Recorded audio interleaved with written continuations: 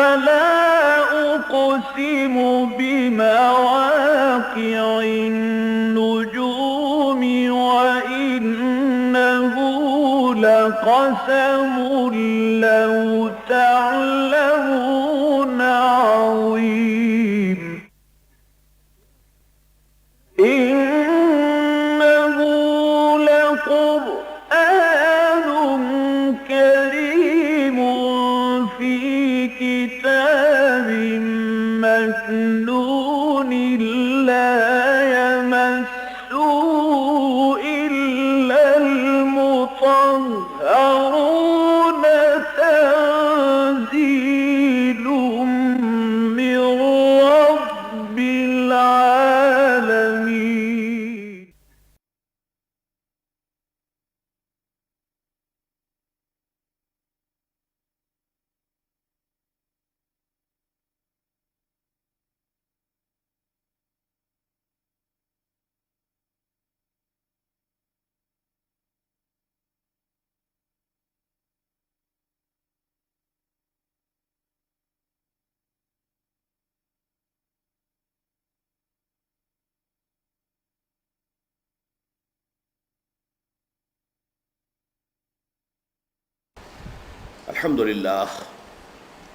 الحمد للہ وکفا والصلاة والسلام علی عباده الذین اصطفیٰ خصوصاً علی افضلہم وخاتم النبیین محمد الامین وعلی آلہ وصحبہ اجمعین. اما بعد فقد قال اللہ تبارک وتعالی کما ورد فی بدء سورۃ آل عمران اعوذ باللہ من الشیطان الرجیم بسم اللہ الرحمن الرحیم الف لام میم اللہ لا الہ الا هو الحی القیوم نزل علیک الکتاب بالحق مصدقا لما بین یدیہ وانزل التوراة والانجیل من قبل هدى للناس وانزل الفرقان ان الذين كفروا بآيات الله لهم عذاب شديد والله عزيز ذو انتقام. ان الله لا يخفى عليه شيء في الارض ولا في السماء هو الذي يصوركم في الارحام كيف يشاء لا اله الا هو العزيز الحكيم. هو الذي أنزل عليك الكتاب منه آيات محكمات هن أم الكتاب وأخر متشابهات فأما الذين في قلوبهم زيغ فيتبعون ما تشابه منه ابتغاء الفتنة وابتغاء تأويله وما يعلم تأويله إلا الله والراسخون في العلم يقولون آمنا به كل من عند ربنا وما يذكر الا اولو الالباب. ربنا لا تزغ قلوبنا بعد إذ هديتنا وهب لنا من لدنك رحمة إنك أنت الوهاب. ربنا إنك جامع الناس ليوم لا ريب فيه إن الله لا يخلف الميعاد. صدق الله العظيم. رب اشرح لي صدري ويسر لي أمري واحلل عقدة من لساني يفقهوا قولي. اللهم ربنا الہمنا رشدنا واعذنا من شرور انفسنا. اللهم ارنا الحق حقا وارزقنا اتباعه وارنا الباطل باطلا وارزقنا اجتنابه. اللهم ارحمنا بالقرآن العظيم واجعله لنا اماما ونورا وهدى ورحمة. اللهم ذكرنا منه ما نسينا وعلمنا منه ما جهلنا وارزقنا تلاوته آناء الليل وآناء النهار واجعله لنا حجة يا رب العالمين آمین. آج ہم اللہ کے نام سے سورہ آل عمران کے مطالعے کا آغاز کر رہے ہیں. قرآن حکیم کی سورتوں میں جو نظم اور ترتیب ہے کہ بحیثیت مجموعی پورا قرآن مکی اور مدنی صورتوں کے 7 مجموعوں پر مشتمل ہے. یعنی کچھ ایک یا ایک سے زائد مکی صورتیں، پھر ایک یا ایک سے زائد مدنی صورتیں، یہ ایک گروپ بنتا ہے. پھر مکی آ جائے گی ایک یا ایک سے زائد، اور پھر مدنی آئیں گی ایک یا ایک سے زائد، تو یہ دوسرا گروپ مکمل ہو جائے گا. پہلا گروپ جو ہے وہ اس میں جو سورہ فاتحہ ہے صرف وہ مکی ہے، اور وہ حجم کے اعتبار سے بہت چھوٹی ہے، 7 آیتیں ہیں، اگرچہ وزن کے اعتبار سے بہت وزنی ہے۔ خود وہ اپنی جگہ پر قرآن عظیم اس کو قرار دیا گیا ہے سورہ حجر کی ایک آیت میں، وَلَقَدْ آتَيْنَاكَ سَبْعًا مِنَ الْمَثَانِي وَالْقُرْآنَ الْعَظِيمِ، اور وہ واقعہ یہ ہے کہ ام القرآن ہے، اساس القرآن ہے۔ بہرحال سائز کے اعتبار سے چھوٹی سی صورت ہے۔ اس کے بعد جو مدنی صورتیں اس گروپ میں ہیں وہ 4 ہیں، اور 4 طویل ترین مدنی صورتیں، تقریباً 6.25 پاروں پر پھیلی ہوئی۔ یہ سورہ بقرہ، سورہ آل عمران، سورہ مائدہ اور سورہ نساء۔ پھر یہ کہ ان میں یہ 2 کے 2 جوڑے بنتے ہیں۔ قرآن حکیم کی صورتوں میں یہ جوڑوں کی نسبت جو ہے یہ بہت کثرت کے ساتھ نمایاں طور پر نظر آتی ہے، اگرچہ بعض صورتیں منفرد مزاج کی بھی ہیں، وہ جوڑوں کی شکل میں نہیں ہیں، یا یہ کہ ان کا جوڑا فوری طور پر اسی مقام پر متصلاً واقع نہیں ہے بلکہ کسی قدر فاصلے پر واقع ہوا ہے، لیکن اکثر آپ دیکھیں گے جوڑے ملے ہوئے، 2 صورتوں کے جوڑے۔ اور یہ بات جو کہ سورہ زاریات میں کہی گئی ہے کہ وَمِن كُلِّ شَيْءٍ خَلَقْنَا زَوْجَيْنِ لَعَلَّكُمْ تَذَكَّرُونَ، اللہ تعالیٰ اپنی تخلیق کے سلسلے میں یہ ایک حکمت بیان فرما رہا ہے کہ ہم نے جو بھی شے پیدا کی ہے وہ جوڑوں کی شکل میں پیدا کی ہے۔ تو اگرچہ قرآن مخلوق نہیں ہے، یہ اللہ کا کلام ہے، تاہم یہ کہ یہ قاعدہ کلیہ جو ہے وہ کچھ اتنا حتمی ہے کہ قرآن حکیم کی بھی صورتوں میں سے اکثر صورتوں پر اس کا انطباق ہوتا ہے۔ تو سورہ بقرہ اور سورہ آل عمران ایک جوڑا ہے، پھر سورہ نساء اور سورہ مائدہ دوسرا جوڑا ہے۔ یہ جو ایک گروپ بنتا ہے، اس گروپ کو یوں سمجھیے کہ اس میں 2 مضامین ہیں کہ جو ساتھ ساتھ چلتے ہیں۔ ایک مضمون امت مسلمہ سے خطاب کرتے ہوئے، جیسے کہ سورہ بقرہ میں ہم دیکھ چکے، اور ایک مضمون ہے کہ جو اہل کتاب سے خطاب پر مشتمل ہے۔ اور امت مسلمہ سے جو خطاب ہوگا تو اس میں وہ پھر 4 لڑیاں ہوں گی، یا تو احکام شریعت ہیں، عبادات یا معاملات، یا پھر جہاد فی سبیل اللہ جس کی 2 لڑیاں اب بن چکی ہیں، قتال فی سبیل اللہ اور انفاق فی سبیل اللہ۔ پھر اہل کتاب کے ساتھ گفتگو ہے، وہ کہیں دعوت کے انداز میں ہے، کہیں ملامت اور الزام کے انداز میں ہے، کہ جیسے کسی پر فرد جرم عائد کی جا رہی ہو کہ تمہارے یہ وہ جرائم ہیں جن کی پاداش میں تم اس مقام اور مرتبے سے معزول کیے جا رہے ہو کہ جن پر 2000 برس سے تم فائز تھے، اور اب تمہاری جگہ اسی مقام پر امت محمد صلی اللہ علیہ وسلم کو نصب کیا جا رہا ہے۔ تو یہ جو 2 لڑیاں ہیں، تو یہ دونوں لڑیاں ان 4 صورتوں میں آپ کو نظر آئیں گی کم و بیش۔ البتہ جہاں تک ان پہلی 2 صورتوں کا تعلق ہے تو ان کے بارے میں ایک تو یہ کہ سورہ بقرہ کی جو بھی قرآن حکیم کے اندر جو اس کی فضیلت ہے، حضور کی وہ حدیث ہم پڑھ چکے ہیں بار بار کہ حضور نے فرمایا لِكُلِّ شَيْءٍ سَلَامٌ وَسَلَامُ الْقُرْآنِ سورۃ البقرہ، ہر شے کی ایک چوٹی ہوتی ہے، اس کا کلائمیکس، اس کا نقطہ عروج، اور قرآن کی چوٹی سورہ بقرہ ہے۔ لیکن ساتھ ہی حضور صلی اللہ علیہ وسلم نے سورہ بقرہ اور سورہ آل عمران کو بریکٹ کیا ہے، یہ جوڑے کو ایک اپنے بعض اقوال کے اندر جمع فرمایا ہے۔ ان دونوں کو ایک نام دیا ہے الزہراوین۔ زہرا کہتے ہیں نہایت روشن اور تابناک، فاطمہ الزہراء رضی اللہ تعالی عنہا، تابناک، روشن۔ تو اسی طریقے سے زہراوین، 2 ایسی صورتیں جو نہایت تابناک ہیں، نہایت روشن، ان دونوں کو گویا کہ ایک نام کے تحت جمع کر دیا گیا۔ جیسے آپ کو معلوم ہے قرآن حکیم کی آخری 2 صورتیں ہیں، المعوذتین، تعوذ ہے، قل اعوذ برب الفلق، قل اعوذ برب الناس، دونوں مل کر جوڑا بن گئے المعوذتین۔ اسی طریقے سے ابتدا میں، اس لیے کہ سورہ فاتحہ کے بارے میں تو ہم کہہ سکتے ہیں کہ وہ پورے قرآن کا مقدمہ ہے، تو گویا کہ اصل قرآن کا آغاز سورہ بقرہ ہی سے ہو رہا ہے، تو آغاز میں بھی یہ جوڑا آ گیا الزہراوین۔ ان دونوں کے لیے احادیث میں کچھ ایسی باتیں آئی ہیں کہ عجیب سا نقشہ سامنے آتا ہے کہ قیامت کے دن ان دونوں صورتوں کا ظہور ہوگا میدان حشر میں، یا تو 2 بدلیوں کی صورت میں جو ان لوگوں پر سایہ کریں گی جو ان سے محبت کرتے تھے، ان کو پڑھتے رہتے تھے، ان کے ساتھ ان کا ایک شغل جاری رہتا تھا، ان پر سایہ کریں گی جس دن کہ کوئی سایہ کسی کو نہیں ملے گا، اس روز میدان حشر میں جو ہے ان پر سایہ کریں گی۔ یا کہیں کہا گیا جیسے کہ 2 جھنڈ ہوتے ہیں، کہ پرندوں کے جھنڈ، کوئی بہت بڑا جھنڈ ہو تو وہ بھی اصل میں سایہ بن جاتا ہے، تو دو جھنڈوں کے مانند وہ ظاہر ہوں گی اور اپنے چاہنے والوں اور اپنے پڑھنے اور تلاوت کرنے والوں پر سایہ کریں گی۔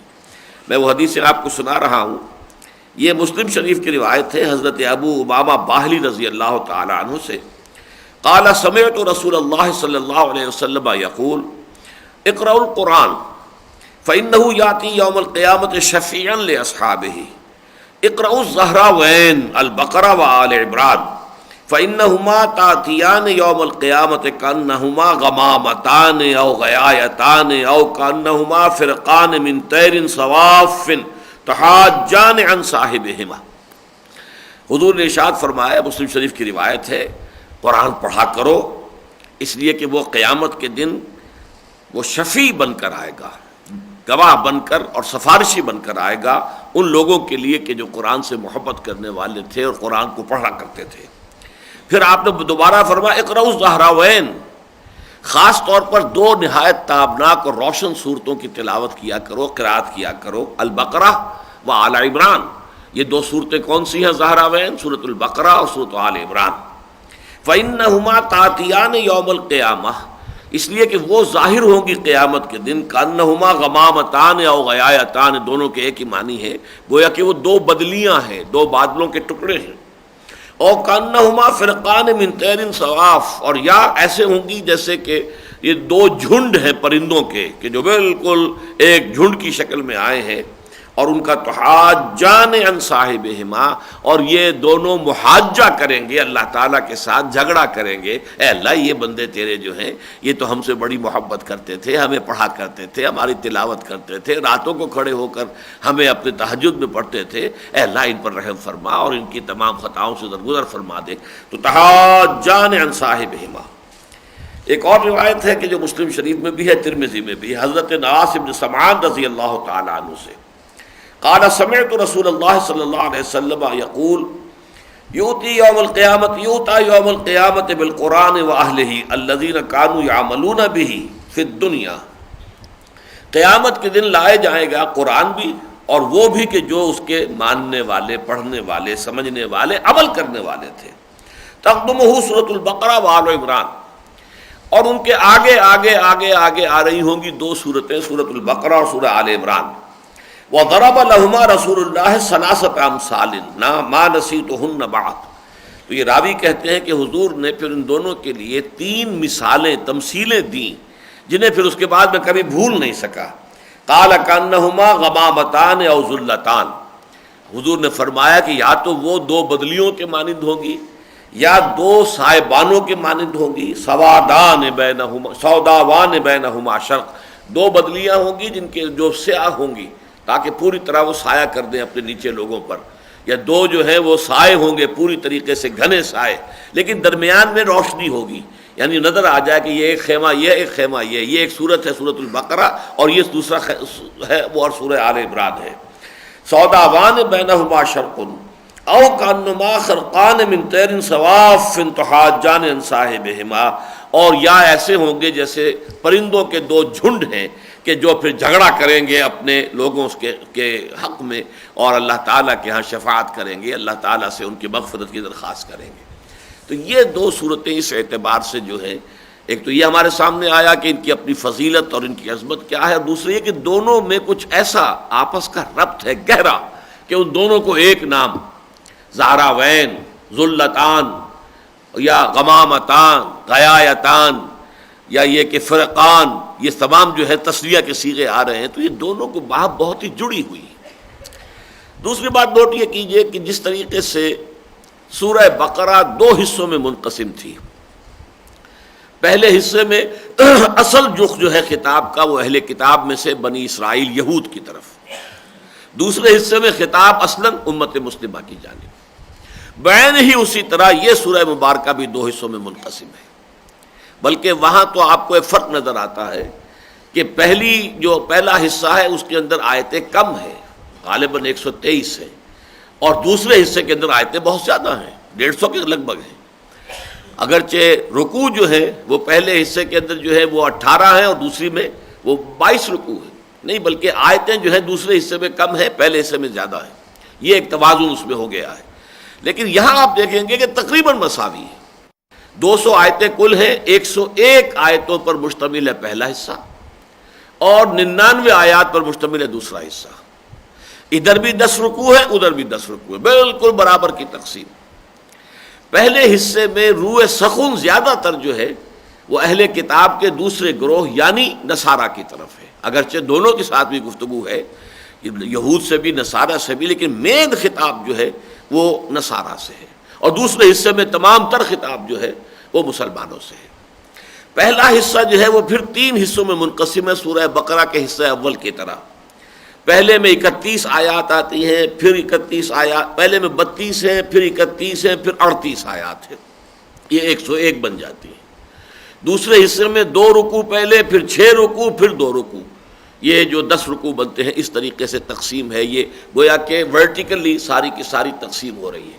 اچھا وہ صورت نہیں ہے جو سورہ بقرہ میں ہے کہ جو نصف ثانی ہے وہ ہاریزونٹل اس کے اندر تقسیم ہے کہ 4 لڑیاں ہیں چل رہی ہیں اور آپس میں وہ گتھی ہوئی نہیں. یہاں پر پہلے 2 رکوعوں کا علیحدہ مضمون ہے، پھر 6 رکوعوں کا علیحدہ مضمون ہے، اور اس کے بعد پھر 2 رکوعوں کا علیحدہ مضمون ہے.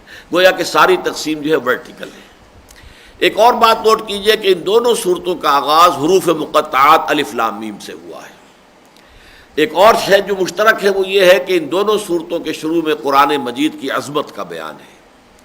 ایک اور قدر مشترک یہ ہے کہ دونوں کے آخر میں نہایت جامع دعائیں آتی ہیں. سورہ بقرہ کا بھی اختتام ہوتا ہے اس دعا پر، تو بڑی طویل دعا ہے. آخری آیت جو ہے آیت الدعوات، جس میں یوں سمجھیے کہ بہت سی دعائیں جمع کر دی گئی ہیں ایک آیت میں.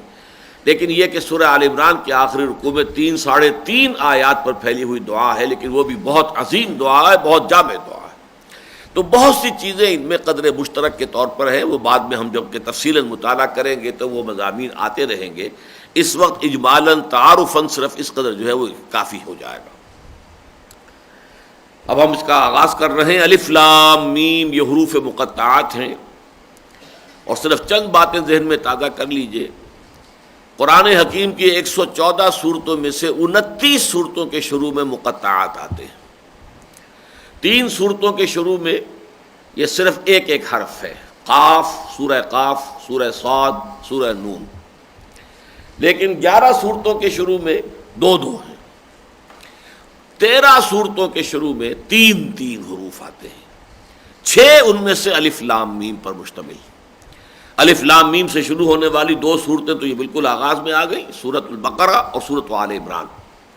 4 صورتیں مکیات ہیں، سورہ قصص، سورہ عنکبوت، سورہ روم اور سورہ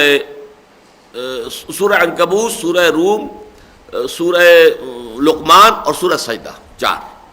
تو اس طریقے سے یہ 6، اور اس کے علاوہ الف لام را 3 حروف پر مشتمل 5 صورتیں ہیں. طا سین میم یہ بھی 2 صورتیں ہیں کہ جو 3 حروف پر مشتمل ہیں. 2 صورتیں ہیں کہ جو 4 حروف پر ہیں، الف لام میم را، الف لام میم صاد. اور 2 ہی صورتیں ہیں کہ جو 5 حروف سے آغاز جن کا ہوتا ہے، کاف ہا یا عین صاد، ہا میم عین سین قاف. تو 29 صورتیں ہیں. اور اس کے حوالے سے ذرا ایک بات کے حوالے سے اس کو یاد رکھنا آسان ہے کہ عربی کے جو الفابیٹس ہیں، الف با تا، ان کے بارے میں 2 آراء ہیں. یہ 29 ہیں یا 28 ہیں. حمزہ اور الف کو علیحدہ گنیں گے تو یہ 29 بنیں گے، اور حمزہ اور الف کو ایک گنیں گے تو 28 بنیں گے. اور ان دونوں عددوں کا تعلق ان حروف مقطعات کے ساتھ ہے کہ 29 صورتوں کے شروع میں حروف مقطعات ہیں، اور 14 حروف ہیں اس تختی میں سے جو استعمال ہوئے. 14 حروف استعمال نہیں ہوئے، 14 یا 15 اور 14 ہوئے. اس اعتبار سے کوئی نسبت ہوگی، ہم نہیں کہہ سکتے کہ اس میں کیا راز پنہا ہے. البتہ یہ کہ جہاں تک ان کے معنی اور مفہوم کا تعلق ہے اس کے بارے میں اجماع ہے کہ حتمی اور قطعی طور پر ہمیں کچھ معلوم نہیں. یہ راز ہے اللہ کے اور اس کے رسول کے مابین. یوں کہا جا سکتا ہے یہ کوڈ ورڈز ہیں کہ جن کے حوالے سے گویا کہ پیغام بھیجنے والا اور پیغام ریسیو کرنے والا دونوں مطمئن ہو جاتے ہیں کہ پیغام صحیح پہنچ گیا ہے. واللہ عالم.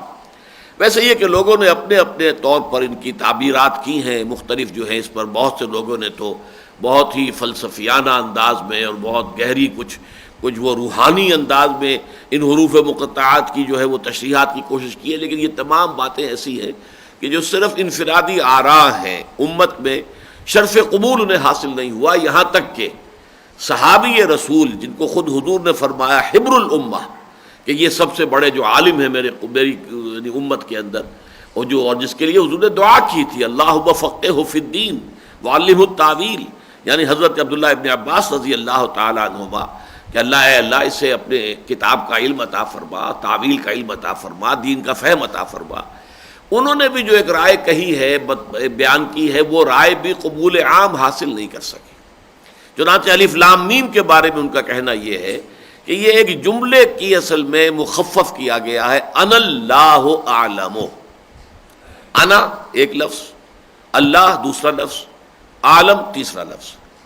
پہلے لفظ میں سے پہلا حرف الف، دوسرا درمیانی جو لفظ ہے اس کا درمیانی حرف یعنی لام، اللہ تو لام درمیان میں ہے، اور عالم و تیسرا حرف جو ہے آخری، اس کا آخری حرف جو ہے میم، انا اللہ اعلم، الف لام میم۔ تو جیسا کہ میں نے عرض کیا اگرچہ بڑی گہری بات معلوم ہوتی ہے، ویسے یہ کہ نحو کے اعتبار سے یہ اس لیے غلط ہو جاتی ہے بات کہ یہ جو شروع میں الف نہیں ہے بلکہ حمزہ ہے، انا میں حمزہ ہے، الف اور حمزہ جو ہے یہ یقیناً ذرا مختلف چیزیں ہیں۔ بہرحال میں صرف یہ مثالاً آپ سے عرض کر رہا تھا کہ حبر الامہ حضرت عبداللہ ابن عباس رضی اللہ تعالی عنہ کے قول کو بھی امت نے قبول نہیں کیا ہے۔ اجماع اس پر ہے کہ اس کے حقیقی اور یقینی اور حتمی مفہوم کو اللہ اور اس کے رسول کے سوا کوئی نہیں جانتا۔ الف لام میم اللہ لا الہ الا هو الحی القیوم۔ اب یہ ٹکڑا تو وہ ہے جو ہم بڑی تفصیل سے پڑھ چکے ہیں آیت الکرسی میں، اور زیادہ دن نہیں ہوئے ہیں ہمیں آیت الکرسی کا مطالعہ کیے ہوئے۔ اللہ وہ ہستی ہے کہ جس کے سوا کوئی الہ نہیں۔ الہ کے میں تینوں باتیں آپ کے سامنے رکھ چکا ہوں۔ ایک تو وہ جو حاجت روا ہو، مشکل کشا ہو، جس کی طرف انسان رجوع کرتا ہے، جیسے کہ کوئی بچہ جو ہے وہ اپنی ماں کی طرف لپکتا ہے حفاظت کے لیے بھی اور اپنی غذا کے لیے بھی، ایسے ہی جس ہستی کی طرف بھی انسان رجوع کرتا ہے اپنی ضرورتوں میں، اپنی تکالیف میں، وہ اس کا الہ ہے۔ ایک یہ کہ الہ وہ ہے والہانہ عشق جس سے ہو، جو محبوب حقیقی بن جائے، تو لا مطلوب الا اللہ، لا مقصود الا اللہ، لا محبوب الا اللہ۔ اور الہ یا الہ کے معنی یہ بھی ہے متحیر ہو جانا، اللہ وہ ہستی ہے کہ جس کی حقیقت کو کوئی نہیں جان سکتا۔ تو یہ تینوں مفہوم ہے کہ ایک عام انسان کا تصور الہ ہے، رازق ہے، مشکل کشا ہے، تکلیف کا رفع کرنے والا ہے، روزی رساں ہے، یہ اللہ کا تصور اس کے سامنے عام آدمی کا تو یہی ذہنی تعلق ہوتا ہے اللہ کے ساتھ۔ ایک صوفیہ کا تعلق ہے لا محبوب الا اللہ، لا مطلوب الا اللہ، لا مقصود الا اللہ، اور ایک پھر فلاسفہ کا معاملہ ہے کہ جس پین برداند کے ہست کچھ نہیں جان سکتے اللہ کی ذات کے بارے میں، ہم سوائے اس کے کہ بس ہم یہ کہہ سکتے کہ ہاں ہے بس، اور کچھ نہیں۔ دور بینان بارگاہ الست جس پین برداند کے ہست۔ تو یہ تینوں چیزیں جو ہے، یہ عجیب ہے لفظ حقیقت عربی زبان کا جو ان تینوں گوشوں کا اور تینوں تصورات کا احاطہ کر رہا ہے۔ اسی الہ پر الف لام داخل ہوا تو اللہ بن گیا۔ اللہ وہ ہستی ہے جس کے سوا کوئی الہ نہیں، الحی القیوم، وہ زندہ جاوید ہے اور سب کو تھام کر رکھنے والا ہے۔ یہ دو اسما بھی آ چکے آیت الکرسی میں، اللہ لا الہ الا هو الحی القیوم، اور وہاں میں تفصیل سے آپ کو بتا چکا ہوں کہ ان دو اسما کے بارے میں گمان غالب ہے کہ اللہ کے اسم اعظم ہے، اس لیے کہ ایک حدیث میں آتا ہے کہ اللہ کا ایک اسم اعظم وہ ہے کہ اس کے حوالے سے جو دعا اس سے کی جاتی ہے وہ لازماً قبول ہو جاتی ہے، لیکن یہ کہ حضور نے تعین کے ساتھ نہیں بتایا کہ وہ کون سے نام ہے، بلکہ نشاندہی کر دی وہ 3 صورتوں میں ہے، سورہ بقرہ میں، سورہ آل عمران میں، سورہ طٰہٰ میں۔ یہ بالکل اسی طرح کی بات ہے جیسے لیلۃ القدر کے بارے میں یہ نشاندہی تو کر دی کہ وہ رمضان میں ہے، رمضان کے آخری عشرے میں ہے، اس کی طاق راتوں میں ہے، تعین نہیں کیا تاکہ لوگ تلاش کریں، محنت کریں، تو جو اندہ یا بندہ جو تلاش کرے گا پالے گا۔ اسی طرح اس معاملے میں بھی ہے، لیکن پھر علماء کا اس پر تقریباً اجماع ہے کہ یہ دو اسماء جو ہیں یہ ان 3 صورتوں میں جوڑے کی شکل میں آئے ہیں، سورہ بقرہ میں، آیت الکرسی میں اللہ لا الہ الا هو الحی القیوم، بالکل اسی طرح یہاں آ گیا اللہ لا الہ الا هو الحی القیوم، اور پھر یہ وعنت الوجوہ للحی القیوم یہ سورہ طٰہٰ میں بھی آئے۔ تو ایک گمان یہ ہے کہ یہی ہے جو اللہ کا اسم اعظم ہے، اور ان میں نسبت کیا ہے؟ اللہ خود تو قائم و دائم ہے، زندہ جاوید ہستی ہے، کسی اور کے سہارے پر قائم نہیں ہے، خود بخود قائم ہے، الحی ہے، اس کی حیات اپنی ذاتی ہے، کسی کی عطا کردہ نہیں ہے۔ البتہ ما سوا کائنات جو ہے اس کو تھام کر رکھنے والا وہی ہے۔ وہ اگر قائم ہے تو ادھر حقیقت اسی کی توجہ سے قائم ہے، وجود میں آئی ہے تو اس کے وجود میں لانے سے وجود میں آئی ہے، اور قائم ہے تو اس کی توجہ کی بنا پر قائم ہے۔ یہ گویا کہ اللہ اور ما سوا اللہ، ان کے مابین جو ایک گہرا ربط اور تعلق ہے وہی رسما میں ہے۔ اللہ لا الہ الا هو الحی القیوم۔ اب اس کے بعد جیسا کہ میں نے عرض کیا تھا، یہاں بھی سورہ بقرہ میں ذالک الکتاب لا ریب فیہ ھدی للمتقین، اب یہاں پر بھی وہی انداز ہے، نزل علیک الکتاب بالحق، اس نے نازل فرمائی ہے آپ پر کتاب حق کے ساتھ۔ پہلی بات تو نوٹ کیجئے کہ نزلہ تھوڑا تھوڑا کر کے اتارنا، یہ قرآن مجید کا وہ طریق تنزیل ہے۔ انزلہ باب افعال سے اگر آتا تو دفعتاً اتار دینا، جو آگے آ رہا ہے کہ اس سے پہلے جو ہے اللہ تعالیٰ نے اور کتابیں اتاری، وہ انجیل اور تورات، تو اس میں انزال کا لفظ آیا ہے۔ یہاں نزلہ تھوڑا تھوڑا کر کے اے محمد صلی اللہ علیہ وسلم اللہ نے یہ کتاب آپ پر نازل فرمائی ہے۔ بالحق کے معنی کیا ہے؟ ایک تو یہ کہ جو پیغام یہ لے کر آئی ہے وہ حق ہے، سراسر حق ہے، سرتاپا حق ہے، لیکن اس سے بھی زیادہ جو گہرا مفہوم ہے اس کا وہ یہ کہ فیصلہ کن بن کر نازل ہوئی ہے۔ قرآن مجید جو ہے یہ قول فیصل بن کر نازل ہوا ہے۔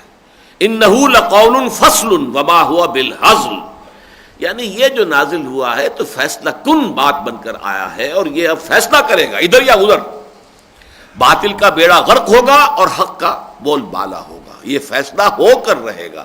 یہ ایسے ہی نہیں ہے کہ جیسے کسی شاعر نے کچھ شاعری کی ہے، اس کا دیوان مرتب ہو گیا، بس ٹھیک ہے دیوان ہے، اس سے کیا نتیجہ نکلے گا اور کیا اس کے جو ہے دنیا میں کیا اس سے تبدیلیاں آ جائیں گی، نہیں، یہ فیصلہ کن کتاب ہے۔ اسی لیے اسی انداز میں فرمایا سورہ بنی اسرائیل میں وَبِالْحَقِّ أَنزَلْنَاهُ وَبِالْحَقِّ نَزَلَ، حق کے ساتھ ہم نے اسے نازل کیا ہے اور حق کے ساتھ یہ نازل ہوا ہے۔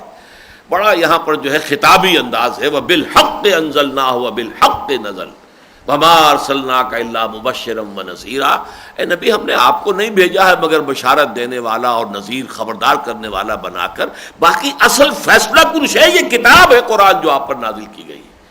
وَبِالْحَقِّ أَنزَلْنَاهُ وَبِالْحَقِّ نَزَلَ وَمَا أَرْسَلْنَاكَ إِلَّا مُبَشِّرًا وَنَذِيرًا وَقُرْآنًا فَرَقْنَاهُ لِتَقْرَأَهُ عَلَى النَّاسِ عَلَى مُكْثٍ وَنَزَّلْنَاهُ تَنزِيلًا۔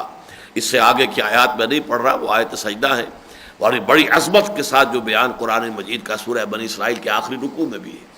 تو یہاں بھی دیکھیے نزل علیک الکتاب بالحق، اور اسی پر ایک حدیث موجود ہے ہمارے پاس، حضرت عمر سے مروی ہے رضی اللہ تعالی عنہ، حضور نے ارشاد فرمایا، مسلم شریف کی روایت ہے، ان اللہ یرفع بہذا الکتاب اقواما ویضع بہ آخرین، اب اللہ اسی کتاب کے ذریعے سے قوموں کو اٹھائے گا، ابھارے گا، بام عروج پر پہنچائے گا، ترقی دے گا، اور اسی کتاب کو چھوڑنے کی وجہ سے انہیں ذلیل اور خوار اور رسوا کر دے گا۔ یعنی اب یہ فیصلہ کن شے بن کر نازل ہوئی ہے، اسی میں تلیں گی قسمتیں قوموں کی اور امتوں کی۔ فرمایا نزل علیک الکتاب بالحق مصدقا لما بین یدیہ، اور یہ تصدیق کرتے ہوئے آیا ہے اس کی کہ جو اس کے سامنے موجود ہے۔ اس کا ایک مفہوم تو عام طور پر جو سب مترجمین نے اور مفسرین نے لیا وہ بھی صحیح ہے کہ قرآن تصدیق کرتے ہوئے آیا ہے تورات کی، انجیل کی، کہ واقعی وہ بھی اللہ کی کتابیں تھیں، اللہ نے نازل کی تھیں، وہ بھی منزل من اللہ تھیں، تو گویا کہ قرآن مصدق ہے ان کا۔ لیکن ایک اور مفہوم جو اس سے گہرا ہے اور بہت پیارا مفہوم ہے وہ یہ ہے کہ قرآن مصداق بن کر آیا ہے ان پیشین گوئیوں کا جو تورات اور انجیل میں تھی۔ تورات میں جو ذکر ہے حضور صلی اللہ علیہ وسلم کی بعثت کا، گویا کہ وہ ابھی تک انفلفلڈ پروفیسی تھی جب تک کہ قرآن نہیں آیا، تو گویا کہ قرآن نے آ کر اس کو فلفل کیا، اس پروفیسی کو، جو کتاب استثناء میں 18ویں باب کی 18ویں آیت ہے، جس میں کہ تورات میں اس میں لکھا ہے کہ اللہ تعالیٰ نے حضرت موسیٰ سے فرمایا کہ میں ان لوگوں میں، ان کے بھائیوں میں سے انہی کے مانند ایک رسول اٹھاؤں گا جس کے منہ میں اپنا کلام ڈالوں گا اور پھر وہ بات جو ہے لوگوں تک پہنچائے گا۔ یہ جو ہے میں نے شاید آپ کو پہلے بتایا بھی ہے کہ 3 سال قبل ہمارا ٹینا جو ہے تنظیم اسلامی نارتھ امریکہ کا اجتماع ہیوسٹن میں تھا۔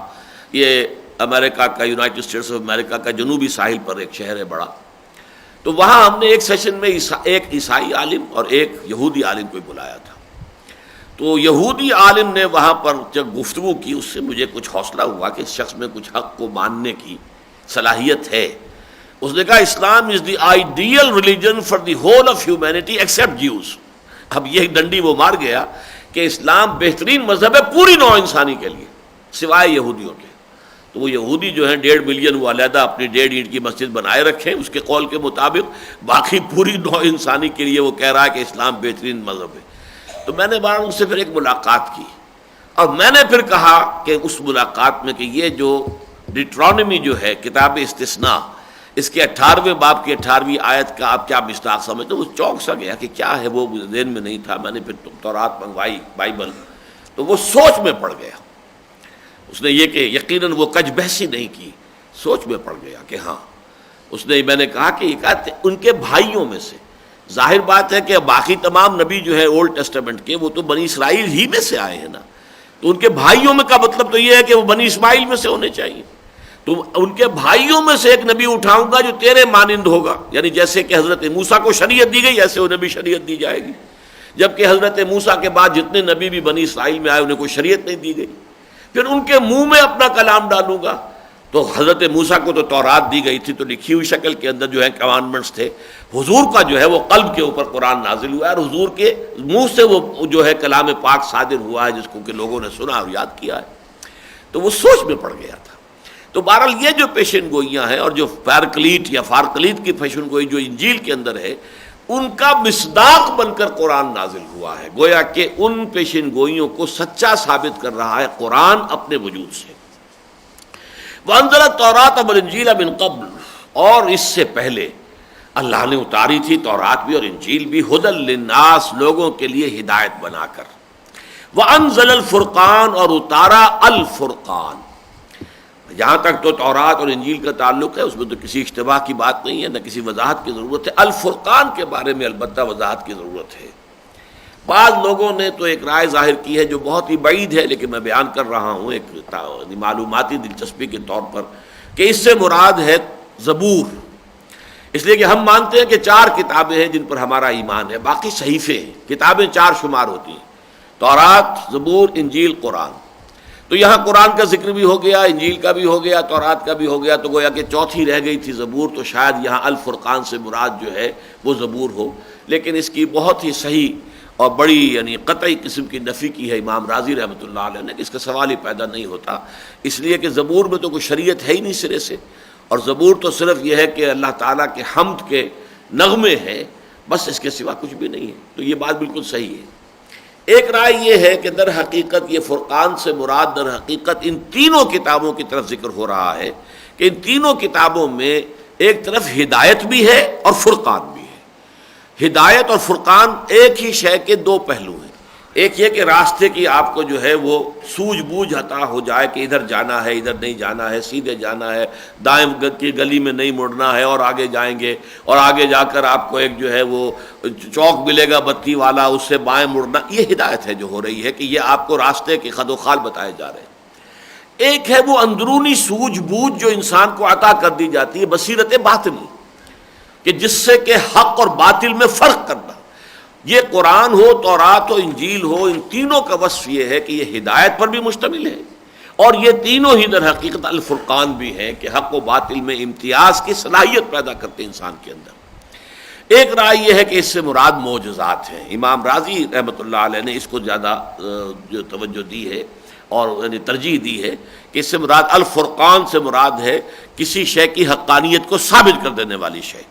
یوم الفرقان کہا گیا یوم بدر کو، کہ واضح ہو گیا بالکل کہ اللہ کی مدد کس کے ساتھ ہے، کہ 313 نہتے اور غیر مسلح لوگ جو ہیں انہیں 1000 کیل کانٹے سے لیس اور پورے لاؤ لشکر سمیت آنے والا جو تھا گروہ اور فوج، اس کے اوپر اللہ تعالیٰ نے ایسی فتح مبین عطا فرمائی. یوم الفرقان ہو گیا. تو الفرقان سے مراد ہے کہ تمام کے اندر جو صلاحیت ہے فرق کر دینے کی حق اور باطل میں اور نیکی اور بدی کے اندر.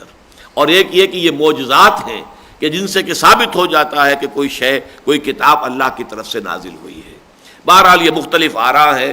اور ایک رائے یہ ہے کہ اس سے مراد اصل میں قرآن ہے جس کا کہ دوبارہ ذکر کیا جا رہا ہے. قرآن چونکہ اب آخری حتمی قطعی یقینی اور محفوظ کلام قیامت تک رہنے والا ہے، لہذا تینوں کتابوں کے ذکر کے بعد پھر دوبارہ انزل الفرقان قرآن مجید کی طرف اشارہ کیا گیا۔ واللہ عالم۔ ان الذین کفروا بآیات اللہ لہم عذاب شدید۔ اب دیکھیے یہ اسی کا ظہور ہو رہا ہے کہ انہ لقول فصل، یہ قول فیصل ہے، یعنی کسی شاعر کی شاعری ہے، آپ نے پسند کی تو کیا، نہ پسند کی تو کیا، کیا فرق واقع ہو جائے گا؟ کچھ نہیں۔ پسند کی تو آپ نے کوئی تحسین کر دی، کوئی ڈونگرے برسا دیے، آپ کوئی امیر ہیں، کوئی صاحب حیثیت ہے تو کوئی انعام دے دیا، کوئی خلق دے دی، بس اور کیا ہوگا۔ لیکن یہ جو کتاب اتری ہے یہ تو قول فصل بن کر آئی ہے، انسانوں کی عاقبت کے بارے میں فیصلے کرے گی۔ اب کون ہے کہ جس کی نجات ہوگی اور کون ہے کہ جو برباد ہو جائے گا ہمیشہ ہمیش کے لیے، جس کے لیے کہ ابدی تباہی اور ابدی ہلاکت اور ابدی عذاب ہے۔ تو یہ تو قول فصل بن کر نازل ہوئی، انہ لقول فصل وما هو بالحزن۔ فرمایا ان الذین کفروا بآیات اللہ، یقیناً جن لوگوں نے کفر کیا اللہ کی آیات کا۔ اب یہاں کفر جو ہے اس کے اصل لغوی مفہوم میں بھی لیا جائے تو بہت بامانی ہے۔ کفر آتا ہے اصل میں لغوی اعتبار سے شکر کے مقابلے میں۔ شکر کیا ہے کہ اگر کسی نے آپ کے ساتھ کوئی بھلائی کی ہے، آپ کی کوئی ضرورت پوری کی ہے، آپ کو کسی تکلیف سے جو ہے نجات دی ہے، تو قلب کی گہرائیوں سے خاص قسم کے احساسات، خاص قسم کے جذبات ابھرتے ہیں۔ ہم جسے جذبہ تشکر کہتے ہیں، امتنان و تشکر کے جذبات قلب کی گہرائی سے ابھریں گے، پھر وہ زبان پر بھی شکریہ آپ کا، آپ کی بڑی مہربانی، آپ نے بڑا کرم فرمایا مجھ پر، وہ شکر کے الفاظ زبان پر بھی آئیں گے۔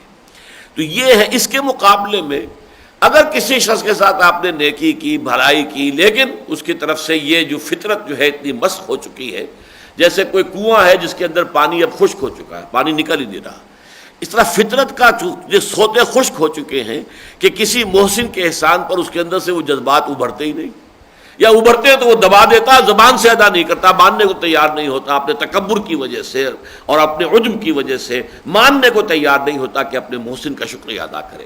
یہ ہے شکر کے مقابلے میں کفر۔ یہ دو الفاظ ایک دوسرے کے مقابلے کے ہیں قرآن مجید میں، لئن شکرتم لازیدنکم ولئن کفرتم ان عذابی لشدید۔ دیکھو اگر تم شکر کرو گے، میری نعمتوں کا اگر حق مانو گے، احسان مانو گے تو میں اور دوں گا اور دوں گا اور دوں گا۔ وَلَئِن كَفَرْتُمْ، اگر تم نے ناقدری کی، ناشکری کی، تو دیکھ لو میرا عذاب بھی پھر بہت سخت ہے۔ اسی طرح ہمارے جو مطالعہ قرآن حکیم کا منتخب نصاب ہے، اس کا جو درس ہے نمبر 3 سورہ فرقان کا رکوع نمبر 2، وَلَقَدْ آتَيْنَا لُقْمَانَ الْحِكْمَةَ أَنِ اشْكُرْ لِلَّهِ وَمَنْ يَشْكُرْ فَإِنَّمَا يَشْكُرُ لِنَفْسِهِ وَمَنْ كَفَرَ فَإِنَّ اللَّهَ غَنِيٌّ حَمِيدٌ۔ وہاں بھی شکر اور کفر دونوں ایک دوسرے کے مقابلے میں آئے۔ ہم نے یقیناً لقمان کو حکمت عطا کی تھی کہ کر شکر اپنے رب کا، اور جو شکر کرتا ہے تو وہ اپنے بھلے کو کرتا ہے، اس کا فائدہ اسی کو پہنچے گا، اللہ کی طرف سے نعمتوں میں اضافہ ہوگا۔ ومن کفر، اور جو کفران نعمت کا راستہ اختیار کرے گا، ناقدری کرے گا، ناشکری کرے گا، تو اللہ تعالیٰ تو غنی ہے اور حمید ہے، اسے کسی شکریہ کی احتیاج نہیں ہے، اسے کسی تعریف کی ضرورت نہیں ہے، وہ تو منزہ ہے ان تمام ضرورتوں سے اور تمام احتیاجات سے۔ البتہ اگر کوئی شکر کرتا ہے تو اپنے بھلے کو کرتا ہے۔ تو یہاں کفر جو ہے اس صحیح معنی میں کہ جو ناقدری کرنے والے ہمارے کلام کی، اس سے بڑی کوئی نعمت نہیں ہے۔ یا ایھا الناس قد جاءتکم موعظۃ من ربکم وشفاء لما فی الصدور وہدی ورحمۃ للمؤمنین قل بفضل اللہ وبرحمتہ فبذلک فلیفرحوا ھو خیر مما یجمعون۔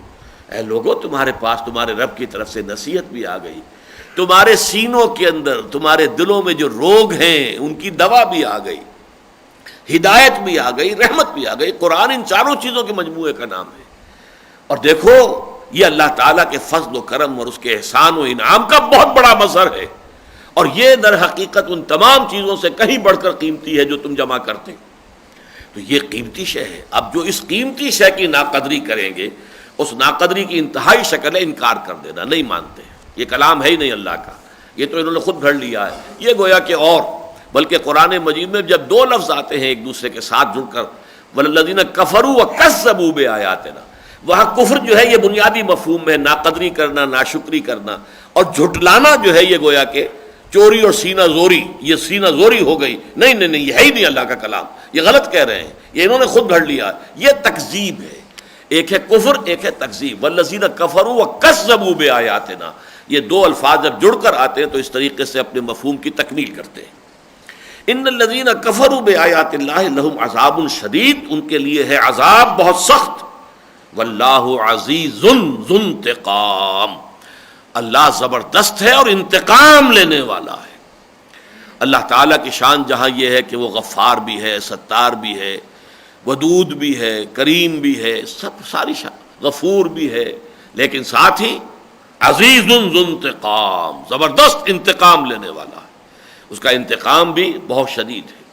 انا من المجرمین منتقمون، یہ سورہ سجدہ کی آیت جو ہے ومن اظلم ممن ذکر بآیات ربہ ثم اعرض عنها انا من المجرمین منتقمون، اس سے بڑھ کر ظالم اور کون ہوگا جسے اس کے رب کی آیات کے ذریعے سے یاد دہانی کرائی جائے پھر بھی وہ اس کا انکار کرے، اعرض عنها، اعراض کرے.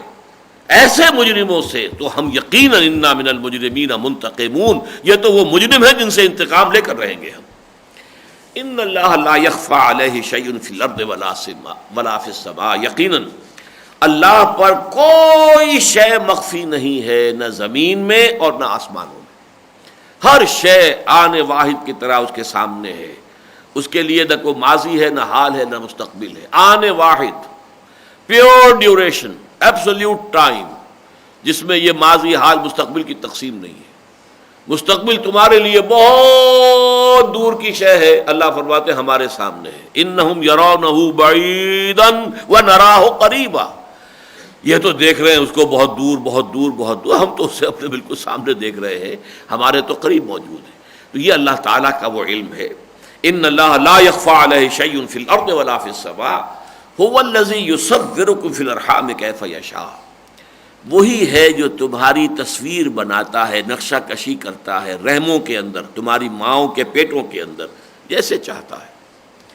جیسی چاہا شکل بنا دیا، جیسی چاہی ناک بنا دی، جیسی چاہی آنکھ بنا دی، چھوٹی بڑی، ناک جو ہے ستواں ہے یا کچھ اور طرح کی ہے، جو چاہ بنایا. نقشہ وہ نقشہ گر وہی المصور، یہ اللہ تعالیٰ کے ناموں میں سے المصور، البارئ المصور، الخالق البارئ المصور. خالق بھی ہے، باری بھی ہے، مصور بھی ہے، نقشہ کشی بھی کرتا ہے. فنیشنگ ٹچز اسی نے دیے ہیں، ہمارے خد و خال اسی نے بنائے ہیں. تو وہ تمہاری ماؤں کے پیٹوں میں تمہاری نقشہ کشی کرتا ہے، تمہارے نقوش بنا دیتا ہے جیسے چاہتا ہے. اب ایک طرف تو تھا اللہ تعالیٰ کا علم کامل، ہر شے آنے واحد میں اس کے سامنے موجود ہے، اس کے لیے غیب کا کوئی سوال ہے ہی نہیں. حضور ہی حضور ہے، غیب کا سوال ہی نہیں. یہ تو جب ہم کہتے ہیں عالم الغیب والشہادہ، تو یہ غیب کا لفظ ہمارے اعتبار سے، اللہ کے لیے تو غیب ہے ہی نہیں، شہادہ ہی شہادہ ہے. ہر شے اس کے سامنے موجود ہے، آنے واحد میں موجود ہے. نہ ماضی حال مستقبل کی تقسیم ہے، نہ حاضر اور غائب کا کوئی فرق ہے. دوسری طرف قدرت ہے، اس کا اختیار مطلق ہے. یہاں اس میں در حقیقت اس کے اختیار مطلق کا ذکر ہوا. هو الذی یصورکم فی الارحام کیف یشاء لا الہ الا هو العزیز الحکیم، اس کے سوا کوئی الہ نہیں ہے اور وہ زبردست ہے اور کمال حکمت والا. یہ میں نے بہت مرتبہ بیان کیا. العزیز الحکیم، یہ دو اللہ کے اسماء، یا عزیز حکیم، دو صفات. نکرہ کی حالت میں ہوگا تو صفات ہے، الف لام لگا ہوا ہے اور معرفہ ہو گیا تو نام ہے.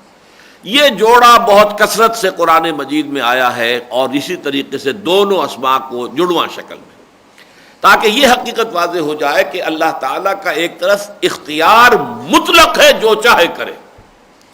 اور آپ کے علم میں ہوگا کہ پولیٹیکل سائنس جو خود اپنی جگہ ایک علم ہے، تو اس کے ایکسیمز میں سے، اس کے اصولوں میں سے ایک یہ بھی ہے authority tends to corrupt and absolute authority corrupts absolutely.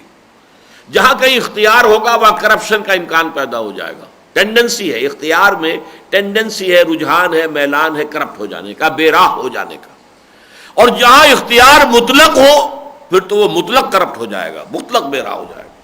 یہی وجہ ہے کہ جو کانسٹیٹیوشنل لا ہے، یہ لا کا ایک خاص اپنی جگہ پر شعبہ ہے. بڑے بڑے وکلاء ہوتے ہیں جو کانسٹیٹیوشنل جو لا ہے اس کے ایکسپرٹس ہوتے ہیں.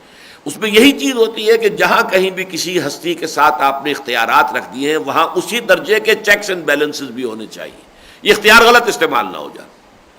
لیکن اللہ کی ذات وہ ہے کہ جس کا اختیار مطلق ہے، جس پر کوئی چیک اینڈ بیلنس نہیں، کسی کی طرف سے کوئی تحدید نہیں. البتہ جہاں اس کا اختیار مطلق ہے وہاں اس کی حکمت بھی کاملہ ہے، اس کا اختیار حکمت کے ساتھ استعمال ہوتا ہے۔ اس میں بھی وضاحت کر دوں، پہلے بھی میں نے بارہا کی ہے کہ کبھی میں شروع میں کہہ دیا کرتا تھا کہ اس کا اختیار حکمت کے تحت استعمال ہوتا ہے، یہ مناسب نہیں ہے۔ اللہ تعالیٰ کی تمام صفات اور تمام شانیں اللہ کے اسماء مطلق ہیں، کوئی کسی کے تابع نہیں ہے، بیک وقت برابر موجود ہے، ان میں سے کوئی کسی کے تابع نہیں ہے۔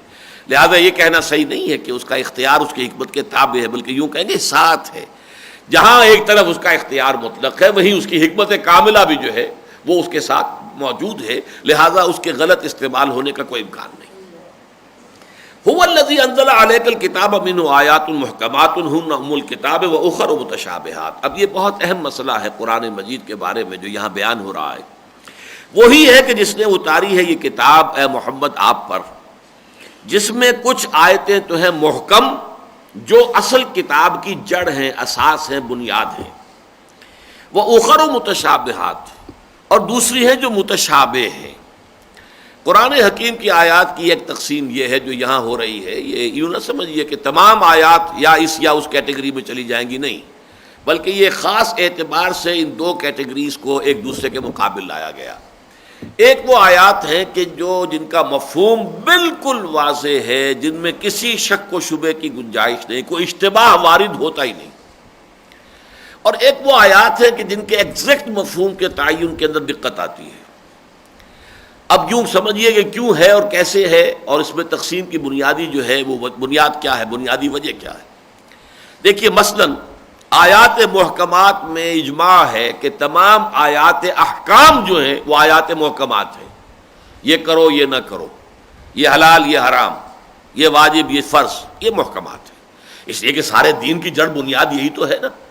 قرآن ہدایت بن کر نازل ہوا، ھدی للناس ہے، ھدی للمتقین ہے، اور ہدایت کے لیے کیا کرنا ہے کیا نہیں کرنا، کدھر جانا کدھر نہیں جانا ہے، یہی تو اس کا اصل موضوع ہے۔ لہذا اپنی اس ہدایت عملی کے ضمن میں قرآن محکم ہے، پختہ ہے، واضح ہے، مبرہن ہے، کسی شک و شبے کی گنجائش نہیں۔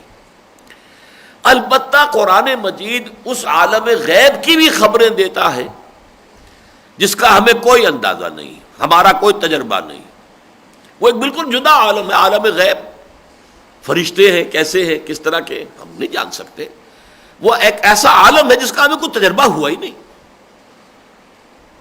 گزر ان کا ہوا کب عالم اللہ اکبر میں، ہمارا گزر ہی نہیں ہوا اس میں۔ اللہ کی ذات و صفات، قبر میں کیا ہو رہا ہے کیا ہوگا، عالم برزخ میں کیا ہے کیا ہوگا، قیامت کے دن کے حالات و واقعات، ان کی کیا اصل حقیقت ہوگی، کیا نوعیت ہوگی، جنت کی نعمتوں کی حقیقت کیا ہے، دوزخ کے عذاب کی کیا کیفیت ہے، کہ وہ آگ بھی ہے اور وہ جلا بھی رہی ہے لیکن مارتی بھی نہیں ہے، لا تبقی ولا تذر، لیکن یہ ہے کہ موت بھی نہیں آتی۔ پھر یہ کہ اسی کے اندر سے اس کی تہ میں سے وہ درخت بھی نکلا ہوا ہے، وہ زقوم کا درخت جو ہے وہ جنت جہنم کے عین سب سے نچلے طبقے سے ابھر کر آتا ہے اوپر۔ اب یہ کیفیات وہ ہیں جن کو ہم صحیح سمجھ نہیں سکتے، اس لیے یوں سمجھ لیجئے کہ پہلی تقسیم تو یہ ہے کہ آیات الاحکام وہ آیات محکمات ہیں، واضح، کھلی، مبرہن، روشن، کسی شک و شبہ اور کسی اشتباہ سے بالکل پاک اور صاف۔ البتہ عالم غیب کی چیزیں، اب ظاہر بات ہے ان کا کچھ نہ کچھ اجمالی علم ہمیں نہیں ہوگا تو ہم سیدھے راستے پہ چل ہی نہیں سکتے۔ اگر آخرت کا یقین نہیں ہوگا تو ہم دنیا کے اندر غلط راستے پر پڑ جائیں گے۔ جنت اور دوزخ کا ہمیں علم ہوگا تبھی تو ہمارے اندر طلب پیدا ہوگی جنت کے حصول کی اور دوزخ سے بچنے کی۔ لہذا اس عالم کا کچھ نہ کچھ علم دینا ہمیں ضروری ہے ہماری ہدایت کے لیے۔ ہماری جو علمی بنیاد بنتی ہے ہدایت کی وہ تو وہی ایمانیات ہے، اور ان ایمانیات کا تعلق کل کا کل عالم غیب سے ہے۔ اب دیکھیے ایمانیات میں سے ہم یہ کہہ سکتے ہیں کہ حضور پر ایمان جو ہے کم سے کم صحابہ کے لیے ایمان بالغیب نہیں تھا، لیکن حضور تو ان کے سامنے موجود تھے۔ واقعہ یہ کہ حضور پر ایمان صحابہ کے لیے بھی عالم غیب کی شے ہے، لیکن وہی آتے تو کسی نے نہیں دیکھی نا۔ وہی ہے جس کے بنا پر یہ محمد ابن عبداللہ ابن عبد المطلب جو ہے یہ محمد الرسول اللہ بن گئے صلی اللہ علیہ وسلم، وہ تو وہی ہے، اور وہی عالم غیب کی شے ہے۔ نہ جبریل کو کسی نے دیکھا اور نہ وہی کیسے آ رہی ہے اس کا کسی کو تجربہ ہوا، لہذا یہ عالم غیب کی شے ہے۔ اس لیے سورہ بقرہ میں شروع فرمایا تھا ھدی للمتقین الذین یؤمنون بالغیب، یہ ہدایت ہے ان متقیوں کے لیے جو غیب پر ایمان رکھتے ہوں۔ تو ایمان کا تو سارا دار و مدار ہے ایمان بالغیب پر، اور ایمان بالغیب میں جن چیزوں کو ہم مانتے ہیں ان کا کسی حقیقت کا تعین ہم دنیا میں نہیں کر سکتے، وہ ہمارے تجربے سے ماوراء ہے۔ وہ آیات جو ہیں جو عالم برزخ کی ہیں، جو عالم آخرہ کی ہیں، یہ سب کی سب جتنی چیزیں یہ سب متشابہات میں سے، یا فرشتے اور ان کی حقیقت کا معاملہ ہے، یا یہ کہ ذات و صفات باری تعالیٰ کے معاملہ، یہ آیات متشابہات ہیں۔ اس میں ایک کیٹیگری اور بھی آتی ہے آیات متشابہات کی، جنہیں ہم کہیں گے کہ وہ عارضی طور پر متشابہ ہوتی ہیں۔ مثلاً سائنٹیفک فینومینا جو ہیں اس کائنات کی تخلیق کے ضمن میں، یا اس کائنات میں جو فزیکل فینومینا ہیں، ان کے بارے میں قرآن مجید میں اشارے آئے، لیکن وہ اشارے جو ہیں بعض تو آج تک بھی ہم پر واضح نہیں ہیں۔ مثلا 7 سماوات، 7 آسمان، کیا معلوم ہمیں؟ اللہ نے لکھا ہے، قرآن میں بار بار لکھا ہے، ہم مانتے ہیں، اللہ اللہ خیر صلی اللہ، لیکن یہ کہ ہمیں اس کی حقیقت کا کوئی پتہ نہیں ہے۔ ہو سکتا ہے کہ ابھی کوئی 100 برس بعد یا کچھ اور عرصے بعد کوئی حقیقت ایسی سامنے آئے کہ روشن ہو جائے، ہماری اندر جو ہے روشنی آ جائے جب کہ واقعی یہ تھی وہ بات جسے قرآن نے 7 آسمانوں سے تعبیر کیا، ورنہ اس سے پہلے کل فی فلک یسبحون، ہر شے تیر رہی ہے۔ اب ظاہر بات ہے کہ آج سے 500 سال پہلے، اب قرآن تو آج سے 1400 برس قبل آیا ہے، اس وقت تو لوگوں نے اس کو یقین کیا بس کہ قرآن کہتا ہے کہ ہر چیز تیر رہی ہے تو تیر رہی ہوگی۔ نہ ابھی زمین کا پتہ تھا کہ یہ تیر رہی ہے، نہ ابھی چاند کا پتہ تھا کہ وہ تیر رہا ہے، نہ سیاروں کا، نہ یہ پتہ تھا کہ ایٹم کے اندر بھی وہ جو الیکٹرانز ہیں وہ تیر رہے ہیں اور مسلسل حرکت میں ہیں۔ کل فی فلک یسبحون۔ اب یہ آیت اس وقت متشابہات میں سے تھی، آج متشابہ نہیں رہی، بلکہ آج اس کا مفہوم ہم پر واضح ہو گیا۔ اور ہو سکتا ہے کہ آج بھی جو چیزیں اس عالم خلق کی چیزیں جو ابھی ہمارے علم میں نہیں آ سکی ہیں، جن کی اصل حقیقت کو ہم ابھی نہیں سمجھ پائے ہیں، وہ آیات متشابہات میں شمار کی جائیں گی، لیکن عین ممکن ہے کہ آگے چل کر وہ آیات متشابہات کی فہرست سے نکل کر آیات محکمات میں آ جائے۔ تو یہ تھوڑی سی بات ذہن میں رکھیے۔ اب یہاں آگے فرمایا هو الذی انزل علیک الکتاب منہ آیات محکمات ہن ام الکتاب، یہ جملہ بڑا اہم ہے۔ جڑ اور بنیاد کتاب کی یہی آیتیں ہیں محکم، یہ کتاب سے مراد ہی ہے احکام۔ قرآن میں جہاں کسی شے کی فرضیت آتی، کتب علیکم الصلاۃ، کتب علیکم القصاص، کتب علیکم الصیام، یہ تمام الفاظ جو ہیں، کتب علیکم اذا حضر احدکم الموت ان ترک خیرا الوصیۃ للوالدین والاقربین، کتاب موقوتہ، لکھی ہوئی شے۔ تو گویا کہ کتاب تو اصل میں نام ہے احکام کا، یہ کرو یہ نہ کرو، یہ ڈوز ہیں یہ ڈونٹس ہیں، یہ حرام ہے یہ واجب ہے یہ لازم ہے۔ لہذا اس کی جڑ بنیاد جو ہے ہن ام الکتاب، اس کتاب کی، اس شریعت کی، اس قانون کی جڑ اور بنیاد آیات محکمات ہے۔ وہ اخر و متشابہات، کچھ متشابہ ہیں کہ جن کی حقیقت کے بارے میں کوئی دھندلا سا تصور تو ہو سکتا ہے، حقیقت معلوم نہیں ہو سکتی۔